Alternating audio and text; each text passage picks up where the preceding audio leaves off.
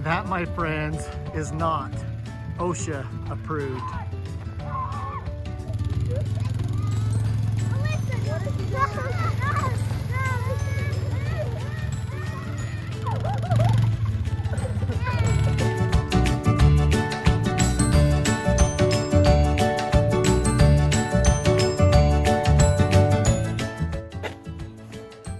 All right, Splash, come get your food. Come on, Splash, you fat lard. Just teasing Splashy. All right, welcome to the homestead. It's early. Miss Homestead went to Walmart, and so we get to deal with the ramifications. Oh yeah. So this might seem like doomsday stock up. It's not. This is actually what we do on a normal basis, and we're gonna get more into that coming up on the video.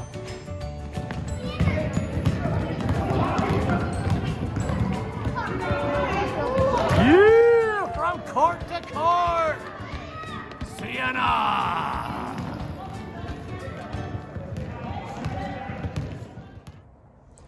Well, I'm just hanging out here with Miss Splash. She's getting some leftover squash. We just had so much squash from the greenhouse and from our outdoor garden, which this is our outdoor garden. She's just been back here fertilizing it for us. So anyway, I wanted to give you a quick little note going back to Ohio, you know, because this disaster is somewhere between an American Chernobyl and spilt perfume. And it just depends on who you're listening to on how big of a deal is this massive oil spill that was, or chemical spill that was set on fire. And I do not know the answer to that. But it is alarming because some people that are talking about it, you know, are raising some very legitimate concerns. I just saw a video of Doug Mastriano, you know, a politician, and he came and he did the same test that you keep seeing around the internet of people scratching the bottom of the rivers and the creeks and the rainbow chemical plume coming up into the water. And that's obviously not good. On top it looks clean, but all you do is stir. And if you can zoom in onto that, Dan, just disrupt the bank a bit. Look at all the chemicals released. There's a kind of a stench, a butane kind of stench coming out just by moving the riverbed around a little bit. That's all sitting in the bed of the river. These chemicals are heavier than the water molecules, and that's why it's resting. This run is dead until this entire bed is cleaned out. Now, for the life of me, I cannot tell you why all of the eco people, the people that are telling us that we got to get rid of cows because of their gases, these same people that have been trying to vilify, you know, farming and other industries that are producing so much of our convenient modern way of life, well, these same people are very absent. They're not around. I mean, the Al Gores, the Greta, what is her last name? Thunberg, Andrea Ocasio-Cortez, where are they at? You might like these folks, that's fine, but ask yourself, where are they at? They're nowhere to be found in Ohio. Way to go, Brad!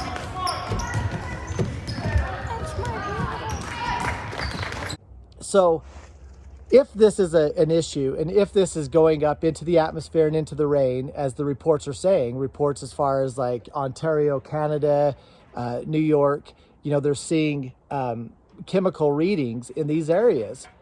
What does that mean? I don't know. So one statistic that really kind of has my head on alarm is the fact that in Ohio, there's over 1,000 food processing plants. 1,000. And I'm sure every state has this, right? But if we think that this is just some localized issue affecting Ohio, no, we're fooling ourselves. What does that mean to Ohio? Well, it's the same thing that it means to us. Because, you know, if they've got 1,000 plants, I mean, do you guys ever use Heinz ketchup? What about the brand Kellogg's? Are you kidding me? Now people are gonna think I'm a cat person. Hi, Q-Tip. I don't like cats, but I actually like Q-Tip. She's grown on me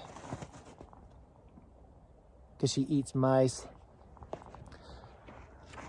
So that's the question I'm trying to figure out is this thing going to be something that's going to contaminate their water? And if so, is the world going to start having massive panics and scares about canned and bottled items coming from certain states that might be affected? I mean, I hope it's not that bad, but it shows you why we should have competent politicians and government who can go in there and take the matter serious and answer the question. But I'll tell you what, I don't have a lot of confidence in the current administration. You know, where's Biden right now? He's over in Ukraine.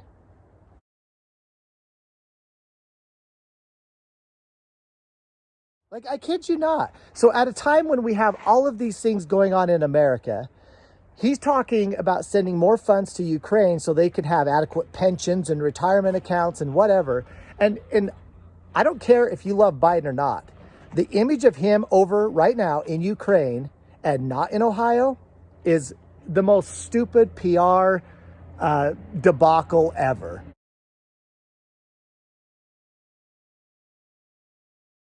Like, even if you don't care about Ohioans, get your butt to Ohio. Fake it. You're a politician. You're fake anyway. It's insane. Get there and find out if we've got a problem.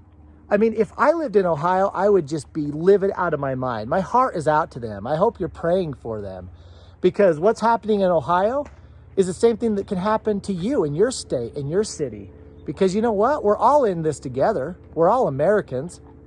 I'm not okay with this at all. That one. I want that one. Bryce will get you some. That one's mine. Those are the ones that are ready. Hot in here. It's way hot. What is it, like a hoodie? It's a good day when we get these kids out in the greenhouse. Let's go take a look at the mandarin. What's up?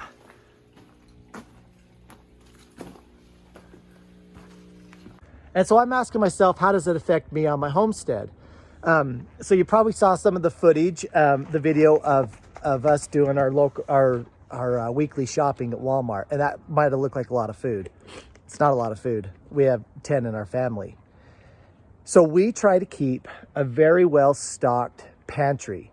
So anything that I need to go to the store, I mean, I think a good goal for any of us to set is to maybe you start off with a 1 month pantry, and then you bring it up to a 2-month pantry. By a pantry, I mean anything that you need to go to the store that is non-perishable. Why not have it on your shelf?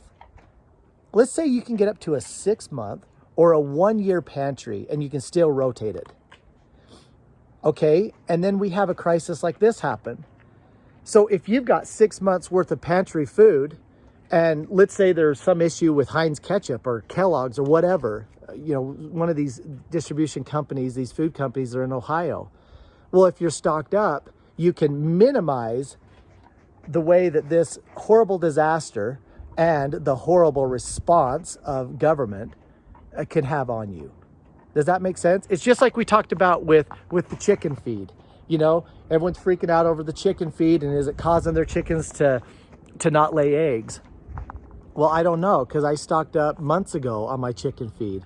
So if we try to think of building up our supply, having redundancies, all of this incompetence and downright evil can occur, and we can be insulated just a little bit.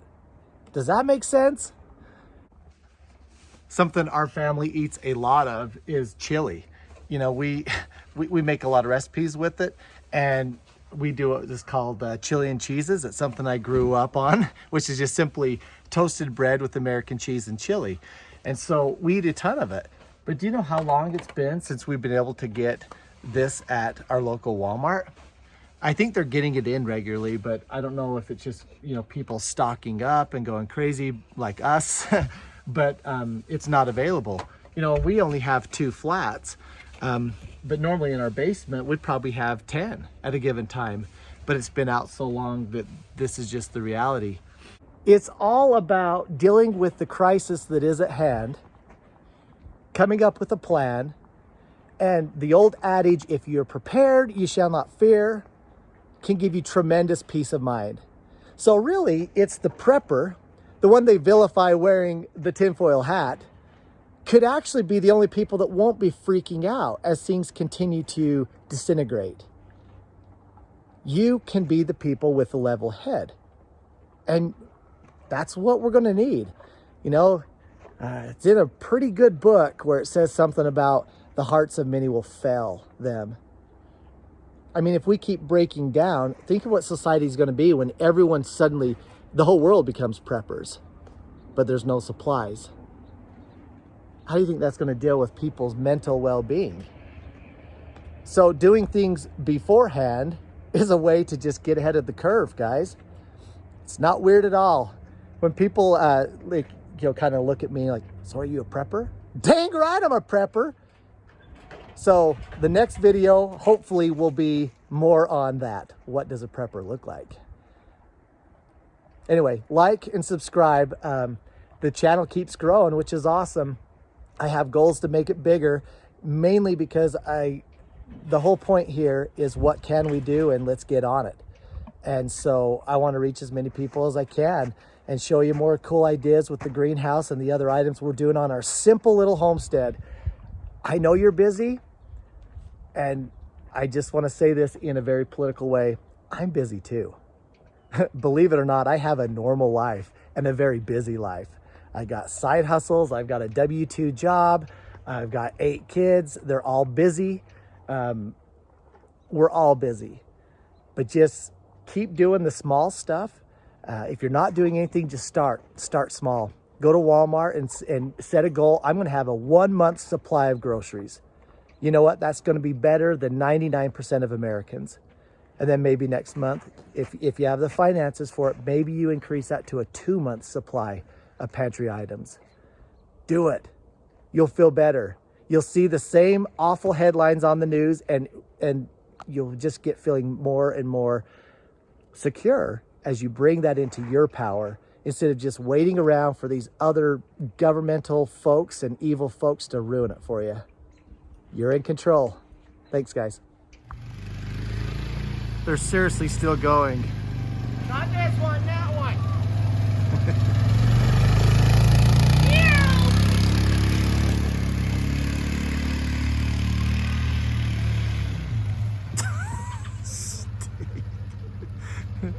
Maybe America won't survive.